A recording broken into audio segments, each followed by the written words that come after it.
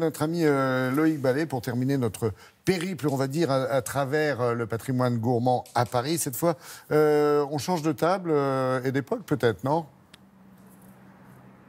Ah ben complètement, on change complètement d'époque. Je vous emmène au XVIIIe siècle, à la fin du XVIIIe siècle, au siècle des Lumières. On est en 1766. Et en fait, cette façade, elle n'a pas changé depuis 1766. Elle est classée, d'ailleurs. On est aussi dans un lieu classé. Et là, je vais vous proposer juste de regarder quand même sur la carte où nous nous trouvons. Nous sommes tout simplement dans le 5e arrondissement. On est rive gauche. Et alors là, du côté de la rive gauche, on trouve quoi? On trouve le restaurant La Pérouse. Et le restaurant La Pérouse, c'est tout simplement un lieu assez incroyable. En l'honneur, son créateur crée ce lieu en l'honneur de l'explorateur François de La Pérouse. Et ce qui est intéressant, c'est que si je vous dis que Charles Baudelaire, Musset, Victor Hugo, Émile Zola, si je vous dis que tous ces grands hommes sont passés par là, c'est vraiment le cas. Et si vous voulez, si ces murs parlaient, ils nous raconteraient, allez, peut-être les 2 derniers siècles passés. Alors, Tiara, expliquez-nous, tout a été restauré.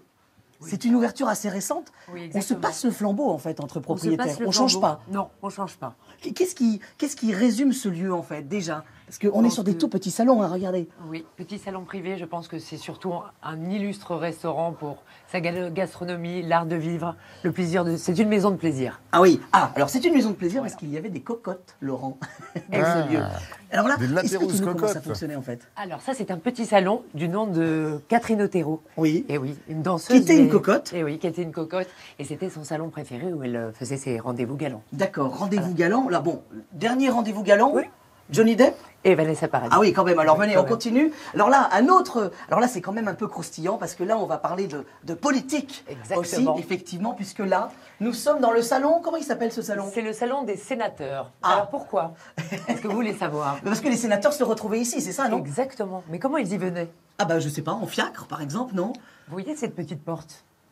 Non, c'est un passage pour aller au Sénat? Exactement, un labyrinthe secret qui faisait environ 1 kilomètre. Et les sénateurs, voilà, se glissaient. Et venez par là, parce qu'il faut s'imaginer qu'à l'époque, le quartier était plutôt mal famé. Hein. On avait un marché juste en face. Le volaille, voilà. Donc on ne les voyait pas arriver. Exactement. Et alors, quand les cocottes recevaient des diamants des sénateurs, c'est ça? Oui, eh ben, elles les testaient sur les miroirs. Ah, c'est pour ça qu'ils sont rayés. Et on les a gardés, évidemment. Bah oui, parce qu'on sait que seul le diamant peut rayer le verre. Exactement. Alors bon, ça c'est la vie nocturne, ou la vie un peu coquine, mais il y a une vie sage aussi dans ce restaurant, c'est ça? Exactement. Le tout Paris littéraire venait, et surtout l'illustre Victor Hugo, qui venait avec ses petits-enfants. Le salon Victor Hugo, il est là. Donc il venait avec ses enfants, en famille, en fait. Ses petits-enfants. Et là, on était plus sur des madeleines. Hein. Ah oui. Voilà, madeleine était très sage. Des douceurs, des douceurs. Alors, ce qui est intéressant de se dire aussi, c'est que c'est un lieu, et c'est ça, Laurent, qui est marrant, c'est qu'en fait, c'est un lieu où on veut se montrer depuis 200 ans, mais c'est un lieu où on ne veut pas que les gens entendent. On se cache. Voilà, on se cache et on se montre, c'est ça. Parce qu'il faut venir ici, parce qu'il est huppé, mais en même temps, on est discret, c'est ça? Oui. Alors, juste, là, un salon incroyable, et si je vous montre ce service, il est important parce qu'il y a des cuillères. Là, regardez, on a les cuillères à café, les cuillères à dessert, la cuillère à soupe, la cuillère à dessert.